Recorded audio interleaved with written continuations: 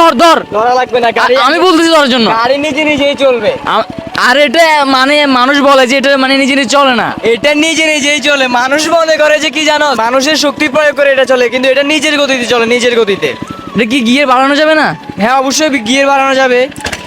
এটা এটা আরো জোরে চলবে। এটা মনে হয় ধরলে ভালো হবে। এই জয়, না না না, ধরবো না, এটা এটা ডিরেক্ট চলে যাবে, ডিরেক্ট। আপনারা অনেকেই প্রশ্ন করেন যে এই মেশিনটা মনে হয় যে কোনো একজন মানুষের ঠেলে চালানো লাগবে, কিন্তু না, আমরা আপনাদেরকে দেখিয়েছি এটা নিজে নিজেও চলতে পারে। এবং মানে আপনার ধারণা হয়েছে যে এই মেশিনটা আসলে শক্তিটা কতটুকু। এই মেশিনের নিজস্ব একটা শক্তি আছে, যেটা ব্যবহার করে সে উপরে উঠতে পারে, নিচে নামতে পারে।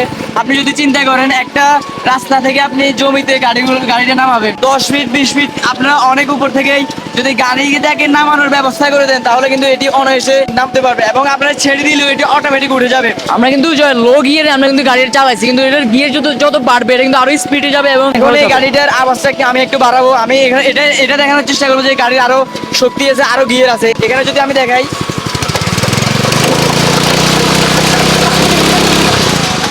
এটা কতটুকু পরিমাণ শক্তি আছে এটা জাস্ট কল্পনা করার মতো না। এটা এটা কিভাবে ভাইব্রেট করেছে, ভাইব্রেটটা কিভাবে করেছে এটা তো দেখছেন। অবভিয়াসলি আমরা আগে একটা গাড়ি নিয়েছিলাম, এটা অনেক ভালো পারফর্ম করেছে।